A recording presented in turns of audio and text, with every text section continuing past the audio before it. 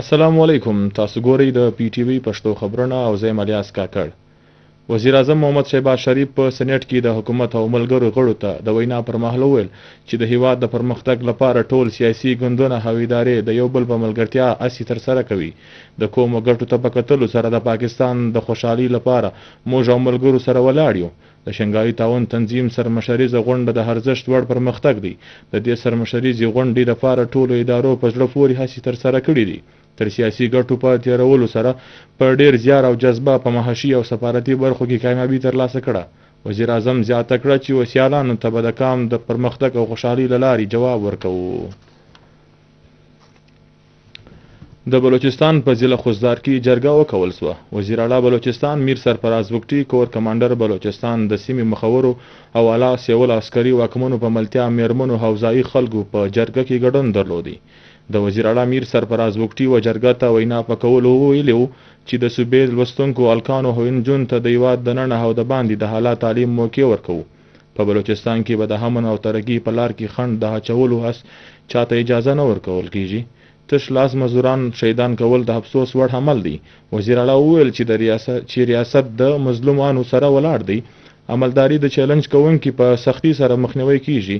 میر سرفراز بګټي پر د مهال د بلوچستان تعلیم یافته بې روزګار ځوانانو ته د روزګار لپاره بې د سود پورونه د ورکولو هم اعلان وکړي. په مرکه کې قبایلي مخورو په سیمه کې د قانون پلي کوونکو ادارو او د وزیر اعلی د امن قایمولو په هڅو مننه وکړه.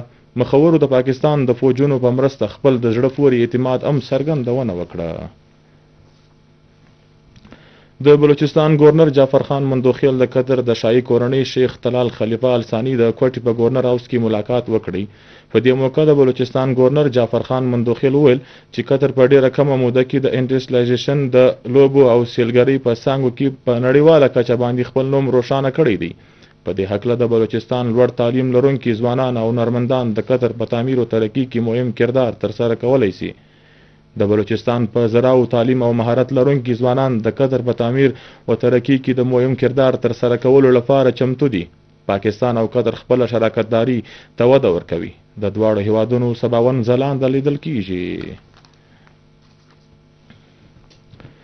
د تعلیم صوبایي وزیر رایلا حمید خان دورانی ویلي دي چې حکومت په بلوچستان کې د میرمنو د حقوقو، تعلیم او د روزګار د ورکړې لپاره د هر ممکنه ګامونو باوري کولو لپاره ټولې هړه لرونکي ادارې له ځان سره په بیولو پرمختګ کوي.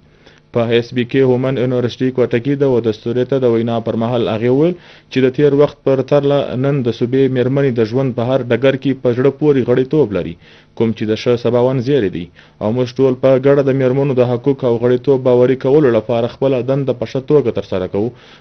دا ځکه په اسلام کې د هم د میرمنو حقوقونو ته ارزښت په برخه دی. نن د بلوچستان میرمنې د هیواد او قام پرمختګ کې خپل کامي دنده په ښه توګه ترسره کوي.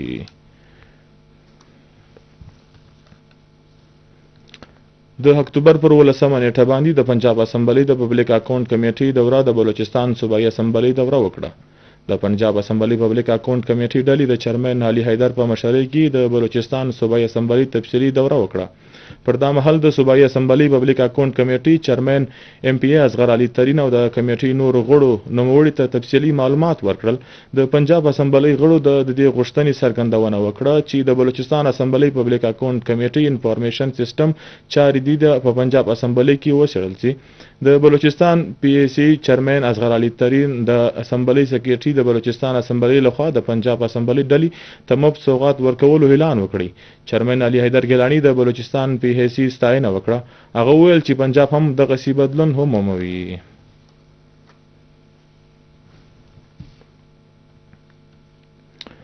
ګوادر پوهنتون او د ګوادر پولیس محکمې په ګوادر پوهنتون کې د روغې جوړې پر یاداشت باندې لاسلیک وکړي. دغه شراکت مرام د دواړو ادارو ترمنځ مرستې ته وده ورکول دي چې د ښاریانو ساتنه، تحقیقي اقدامات او صلاحیت سازي غوره جوړول کړل شي. د روغې جوړې پر دغه یاداشت باندې د ګوادر پوهنتون پرو وایس چانسلر پروفیسر سید منظور احمد او ایس ایس پی ګوادر نجیب الله فندرانی لاسلیکونه وکړل. او اوس د پښتو خبرونو وفای ته ورسېدل او مشترک کړي. اجازت د الله پامان.